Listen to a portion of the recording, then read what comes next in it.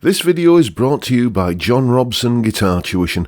If you enjoy the content, please consider supporting the channel by enrolling on a course, purchasing some guitar lessons or a t-shirt, or you can join my Patreon. Now, on with the show. Hello chaps, welcome once again to John Robson Guitar Tuition.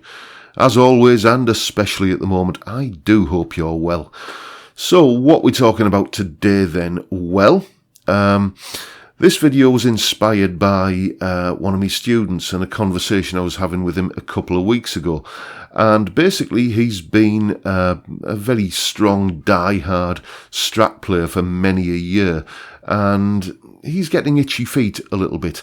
And when that happens, if you're a huge Fender fanboy and you're fancying a change, usually you end up in Gibson town, don't you? And that's exactly the way he's thinking. He's after a Les Paul, basically, but, you know, he doesn't have, Les Paul money to spend.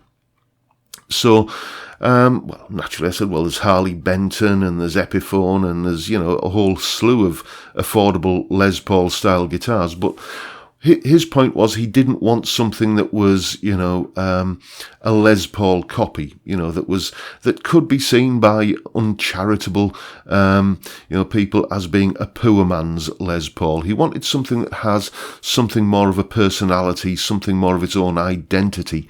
And I thought, well, there's probably a video in that somewhere, isn't there? So coming up next, I'm going to run through 5 what I think of as strong contenders for that title. A good Les Paul style guitar that is not just slavishly being a Les Paul copy. And we're looking at various price points here, from bargain basement to kind of borderline boutique.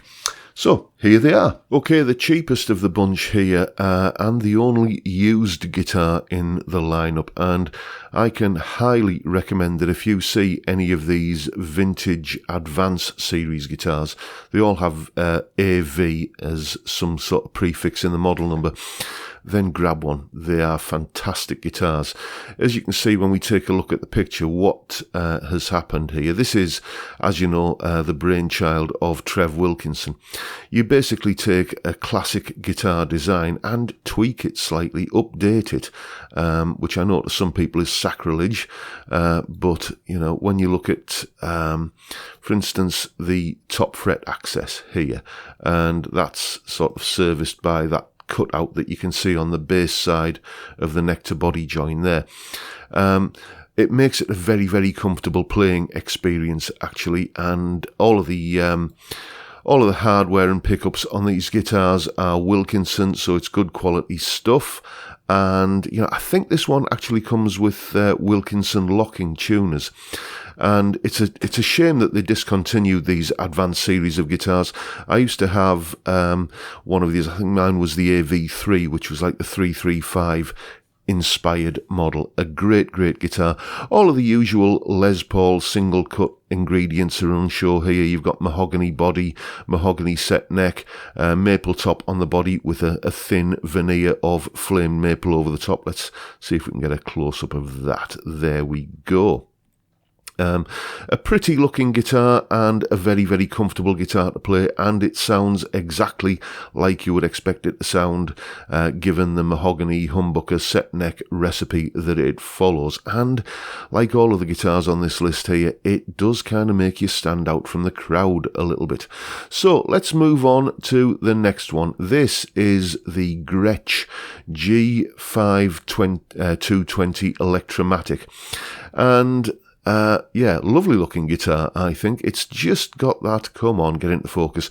It's just got that 50s tail fin, flashy kind of Americana kind of vibe going on, and I like just little things like the V-shaped tailpiece there. I think that is just, you know, that's something that someone's thought about and thought, yeah, let's make it look like that. And, you know, it just makes it stand out from the crowd.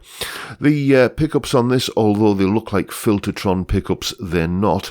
They are what Gretsch called Broadtron humbuckers, and they pretty much do exactly what you would think. They've got a nice fat humbuckery kind of tone, but they do kind of have just that kind of airiness, I should say, of the kind of skinnier cousins, the Filtertrons. Lovely looking guitar when it comes into focus. As you can see, mahogany body, mahogany neck, set neck, and, you know, as a result, it does do all of the sounds that you're probably wanting from a guitar of that recipe. And once again, it's going to make you stand out from the crowd a little bit. Fantastic looking instrument, just a little bit different, and, you know, a viable alternative. And this is what we've got next, the Ibanez A420 Artist. Now, what I like about this guitar is the way it looks. It looks, well, not flashy, that would be the wrong word. It looks luxurious, it looks opulent, but without kind of crossing that very fine line into ostentatious. And, you know, given the price, it's, you know, it's kind of Epiphone money, isn't it? Now, I know I'm going to get shot down for this by anyone who owns and loves an Epiphone, you know, but there is that, that element when you buy an Epiphone that it's, you wanted the Gibson, but you couldn't afford the Gibson. Okay, it's like a mate of mine. He's a big petrol head, and he's he will never ever countenance the idea of buying a Porsche Boxster, because he says that the Boxster is bought by people who want a 911 but can't afford a 911. Whether that's true or not, I don't know. I'm not a massive car guy myself, but this is, you know, I think it stands on its own 2 feet. It's got an identity all of its own, and I like that tailpiece there. It just looks like somebody's put some thought into it, and it's not just a case of, hey, let's make it look as much like the Gibson as we possibly can. The other reason I like this guitar is because of the way it sounds. I've never played one, but I did go and see an AC/DC tribute band a few years ago.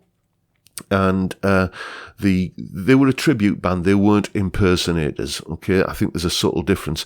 And you know, they sounded like AC/DC, but they weren't doing the best to look like them. You know, I mean, the guitarist wasn't wearing a school uniform, for example, and he was playing one of these, and he absolutely nailed that Angus tone with it. It sounded immense, big, fat, kind of raucous blues rock sound that is exactly what you want usually from this style of guitar.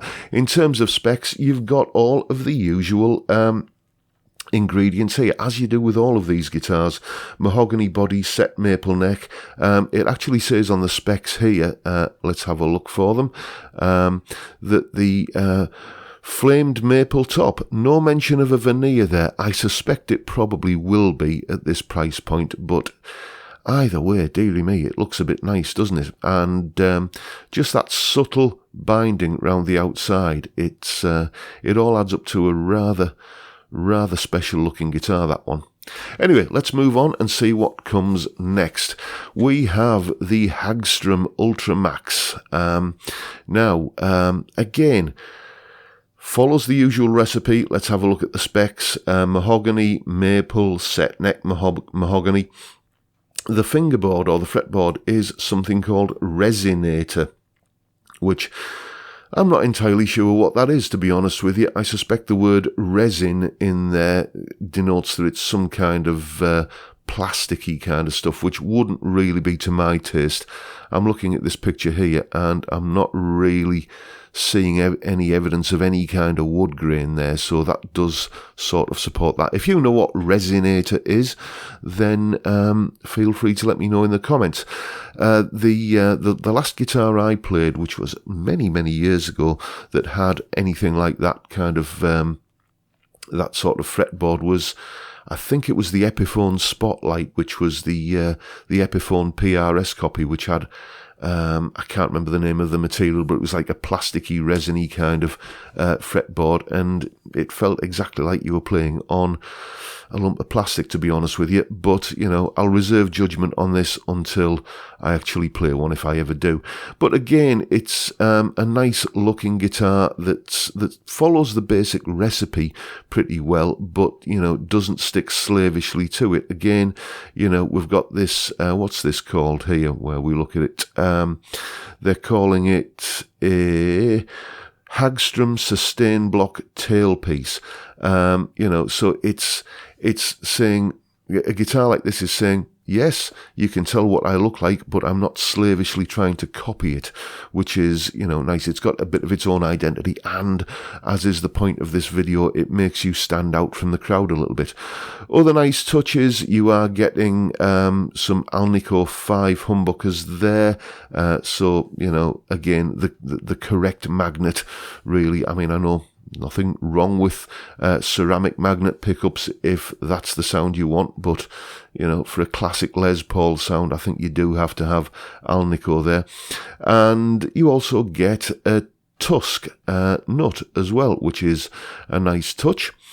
And finally, let's move on to the one that has me salivating here. As you know, I'm a massive fan of Gordon Smith guitars, having owned a couple, and I think once, you know, the world gets back to normal a little bit, I think there might be another one getting ordered.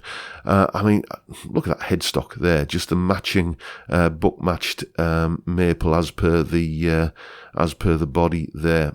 Fantastic. Now, the thing about these Gordon Smith guitars there, that arch top, it is only a veneer, and they're quite open about that here. You know, you can choose what sort of veneer you want. You know, highly flamed olive ash. I quite like the idea of getting one with this walnut burl veneer on it, and make it look like the dashboard on an old Jaguar, you know. But what you've got, I think, is a mahogany body and a carved spruce top with the veneer put on top. But, you know, you can spec it up. Look at all of the options you've got here. You know, you've got a slimline version of it. You can get it chambered. You can get a double cutaway version of it if you want. You know, in terms of the timbers, you know, you've got all your different choices of timbers there. You know, a Swamp Ash Les Paul style guitar. Now, there's something that not many people would have. Again, you can spec it up so that you are standing out from the crowd a little bit, and you know, that's again why we're doing this video. So yeah, that is the one that it's perverse, isn't it? It's the cheapest one on this list is one I'm thinking of. I am actually seriously thinking of bunging an offer in on that one, and the most expensive one on the list is one that I'm thinking, yeah, well, you know, one day. So there you go, folks. Those are, I would say, the 5 single cuts that would be on my list if I was looking for something that wasn't the obvious choice. And there you have it. Now, seriously, I am thinking about putting in an offer on that vintage guitar. I mean, they come up so rarely, you know, because people who've got them love them and hang on to them. So I don't need another guitar. I'll, you know, go onto eBay and search for vintage AV1 before I change my mind, if you're interested in that particular one. But yeah, there you go. Those are my choices for what would be, you know, good Les Paul style guitars that aren't just Les Paul copies. Hope you've enjoyed the video, found it entertaining and informative in some way, and if you have, please hit the subscribe button and the notification bell, and why not give me a like while you're at it. And as we all have to make a living in these trying times, I'll just mention that if you're a bloke, and if you've got a wife or a girlfriend or, you know, some female relative, and you're thinking of, you know, upcoming birthday or Christmas presents or whatever, whatever, then check out the jewellery that my missus is making. Link to her online shop is down below. All handcrafted, genuine gemstone jewellery at prices that you might be surprised at, actually. And if you're looking for something a little bit more guitar related for yourself, then obviously there's the Fret Zealot Tuition Aid, fantastic little piece of kit. And if you're thinking of pulling the trigger on one of those, use that discount code there and you'll get a little bit of money knocked off thanks to me. Purchase link in the description. And with that, I'll just say don't forget the 5 p.m. Friday live stream. We have a bit of beer and banter and a laugh, and it's a great way to kick off the weekend. 5 p.m. UK time every Friday. I hope to see many of you there. And with that, I'll bid you all a good day and say thank you so much for watching. Thank you for your time, and I look forward to seeing you all again next time around. Stay well, folks. Stay safe, and above all, stay sane. Bye for now.